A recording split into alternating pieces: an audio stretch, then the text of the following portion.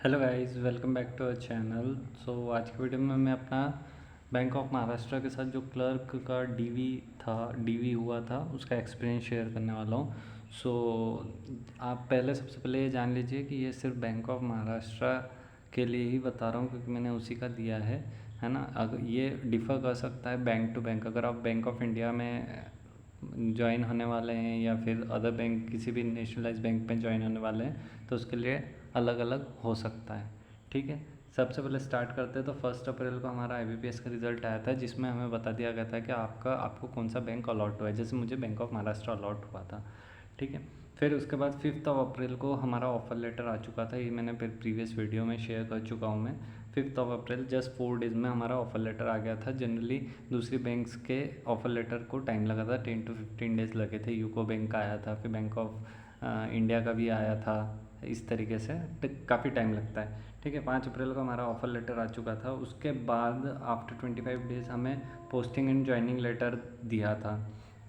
ये सारा कुछ मेल के थ्रू आया था। पोस्टिंग एंड ज्वाइनिंग लेटर भी, ज्वाइनिंग लेटर और पोस्टिंग लेटर में आपको आपका जोन बताया जाता है कि आपका डीवी कहाँ होगा और किस जगह पे होगा, और फिर वहाँ से आपको पोस्टिंग दी जाती है। ठीक है, तो जोनल ऑफिस में डीवी होता है, आपको जोन बताया जाएगा कि आपका यहाँ डीवी होगा। फिर उसके बाद हमें हमारी जो डीवी की डेट थी वो 9 मई थी और उसी में हमारा ये लिखा गया था कि सेम डे में ज्वाइनिंग होगा। तो ये आप जान लीजिए कि बैंक ऑफ महाराष्ट्र में सेम डे पर जिस दिन डीवी होता है उसी दिन ज्वाइनिंग होती है।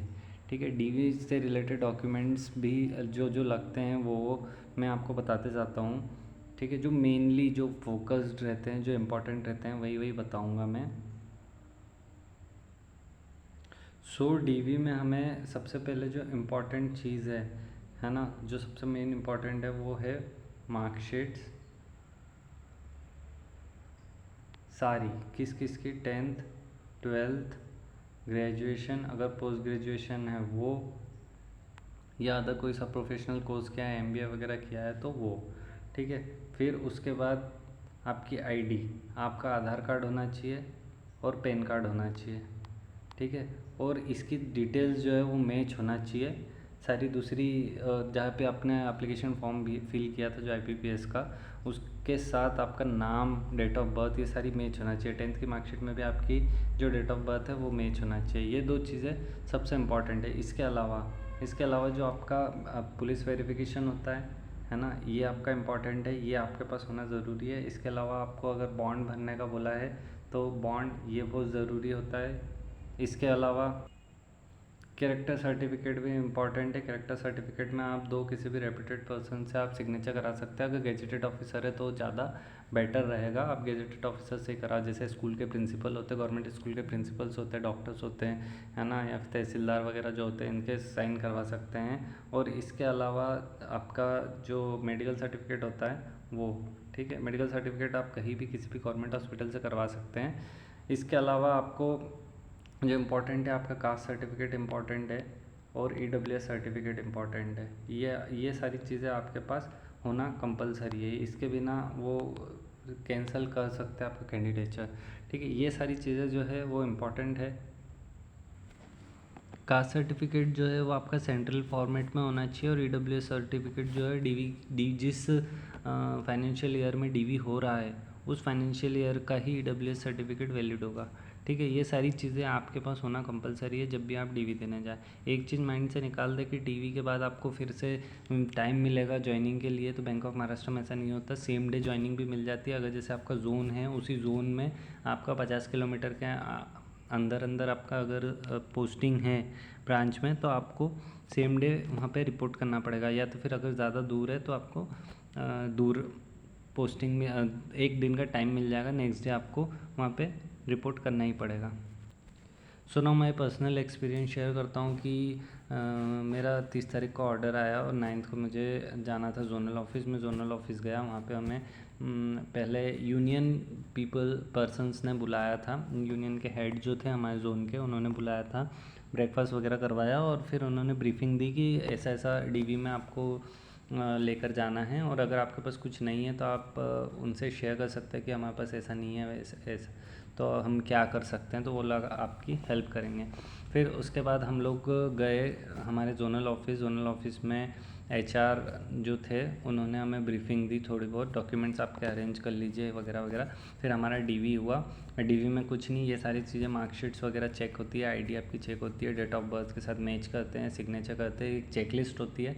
उस चेकलिस्ट में आप कौन कौन से डॉक्यूमेंट्स लाएँ उस पर टिक करना रहता है, और बस सिग्नेचर होते हैं, और आपको फिर उसके बाद पोस्टिंग ऑर्डर मिल जाता है कि आपको कौन सी ब्रांच अलॉट हुई है। उसके पहले हमारे जो DZM सर थे उन्होंने हमारा इंटरव्यू टाइप छोटा सा लिया, इंट्रोडक्शन, कि आप कहाँ से हैं, और आपसे थोड़ी बहुत हमारे से थोड़ी बहुत बातें डिस्कस की कि कौन सा जोन, मतलब कहाँ से आए हैं, और बेसिक इंट्रोडक्शन, पापा मम्मी क्या करते हैं, ये वो, सो दैट वो उस हिसाब से आपको ब्रांच अलॉट कर सके। तो हमारा फिर उसके बाद ब्रांच अलॉट हो गए। जैसे मुझे मेरा जो जोन मिला था वो मेरे होम टाउन से 600 किलोमीटर्स मिला था दूर, है ना। और जो मेरी ब्रांच अभी अलॉट हुई है वो मेरे होम टाउन से लगभग 800 to 900 किलोमीटर्स है। तो एक चीज़ आप ध्यान रख लें कि जो ब्रांच अलॉट होती है, अगर आपकी बैंक ऐसी है जिसकी ब्रांचेस आपके स्टेट में कम है, या जहाँ से आपने अप्लाई किया वो कम है, तो आप ये मान के चले कि आपको किसी भी